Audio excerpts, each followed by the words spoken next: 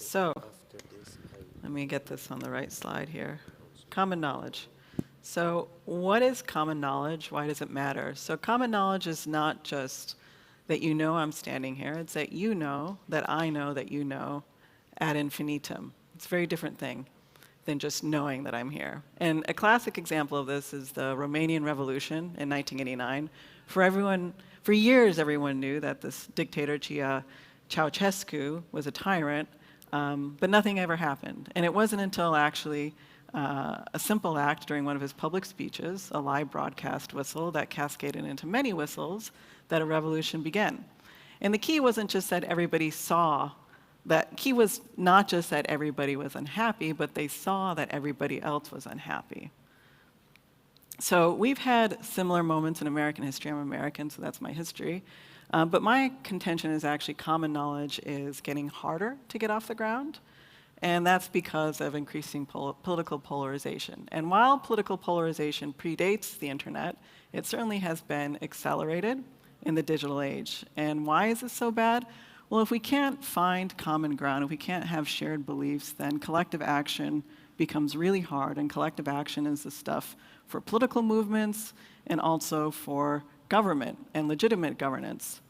And so on the international stage, this is really important. So unions stay unified and can differentiate their allies from their adversaries and marshal support and not collapse into the chaos of competing narratives, which we seem to be trending towards. And also, common knowledge lets us solve higher forms of cooperation problem, for example, like climate change that requires consensus and agreement about the facts.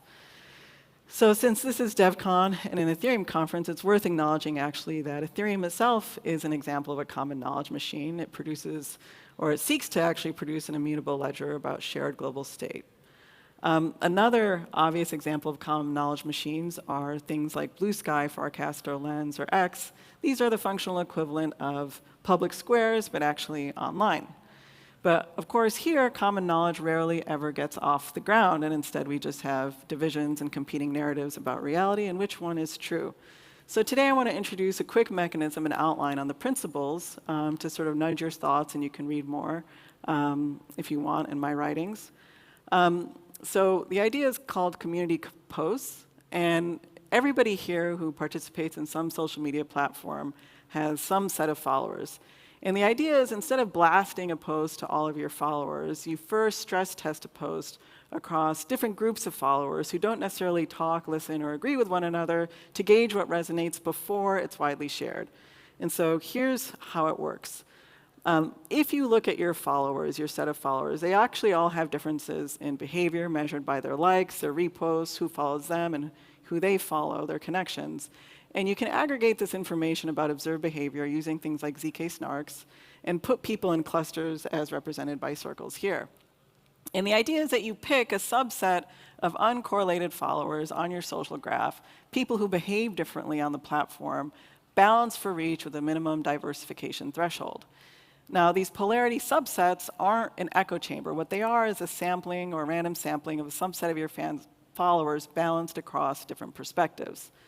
And there'll be multiple subsets to choose from. For example, you can handpick key anchors or key thought leaders or experts and then diversify against them in different combinations to fill the remaining set. Now, once you pick your subset, you send that post to the subset with a zero knowledge proof confirming that recipients follow you without revealing your identity.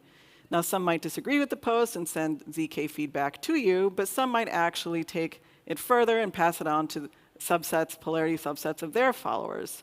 And these rounds repeat, forming a tree of polarity subsets across the social graph, which essentially pushes your post across very diverse parts of the social graph, allowing you to gauge cross-tribal appeal at every step and every layer through repost rates and feedback. And of course, the people who receive this get a notification, ZK posted by the N people you follow, or N people you follow boosted this post, and so on. Now, the final step is the post goes public. Once it gains enough support across and reaches a diversification threshold, and it's passed its social stress test, then the post goes public, and you can merge into your open feed, and anyone who has reposted it can post it to all their followers, and so on. And then any remaining divides, as represented by red here on these red parts of the social graph, you can use community notes, which we're all familiar with, to bridge and add context And this is really low-hanging fruit divides. So anyways, this is the summary of the mechanism. I think it works because essentially what you're doing is you're reversing the cycle that happens on social media of context collapse, controversy, cancellation, and capture. And these are things where social media leverages divisions to create more divisions, and you reverse that cycle with diversification, discounts, and bridging to restore common ground. OK, I think that's it for 5 minutes. I can take any of your questions.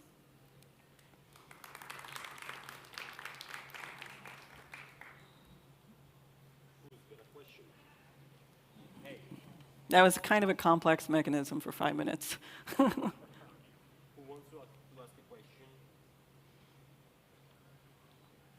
Who wants to ask a question? Here, please.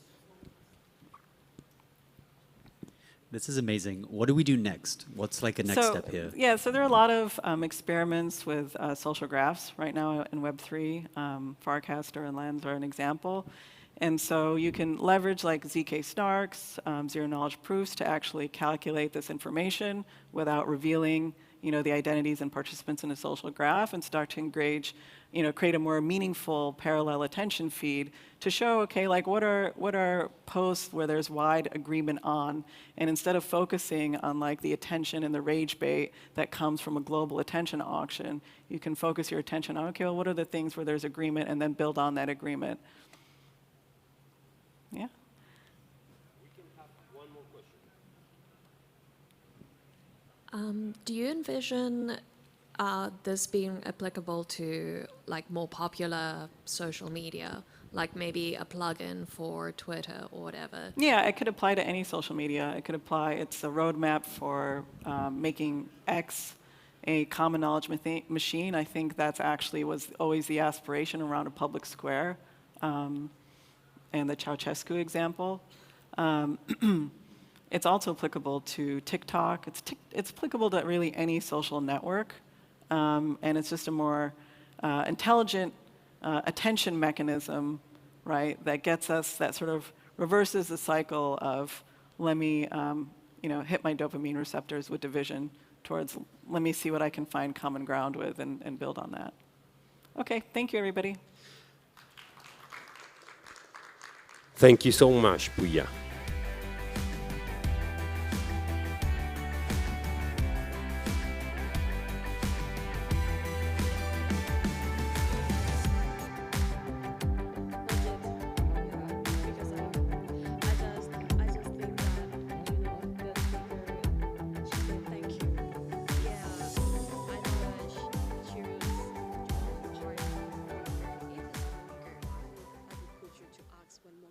But it's okay that she said thank you.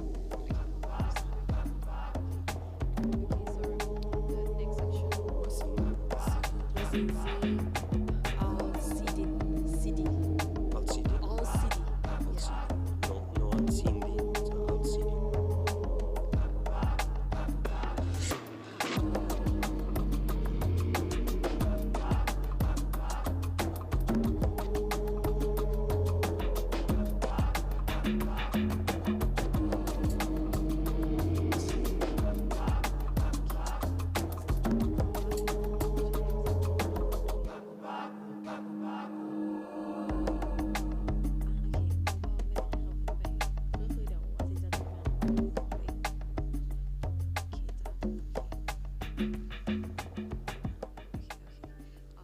So for this, was him he don't want to use the moderator. Yes, and you just going up and then you all like invite Wasim in the stand, and then you going down, and after that you just wait until Wasim finished all the slide. Okay.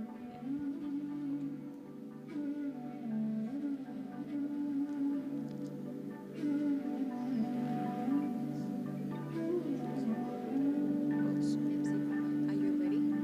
Yes, okay.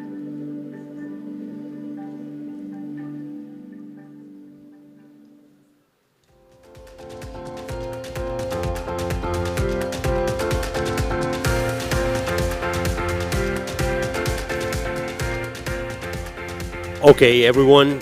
Next, we have The Chain Male Gaze by Wasim Z. Al-Sindi. Please, give it a warm welcome. Hello, everybody. It's slightly out of place to have such cheerful music introducing this talk, perhaps. So the title of it is called The Chain Male Gaze, and hopefully the reasons for that will become apparent as we go on. But I'm sure you've all heard of the male gaze and the kind of externalities and, unfavorable things that come with that. But what about the chain male gaze? Well, hopefully we'll find out. Not got very long, so I'll try to, give you a survey of what's actually quite an extensive anthropological and philosophical research project.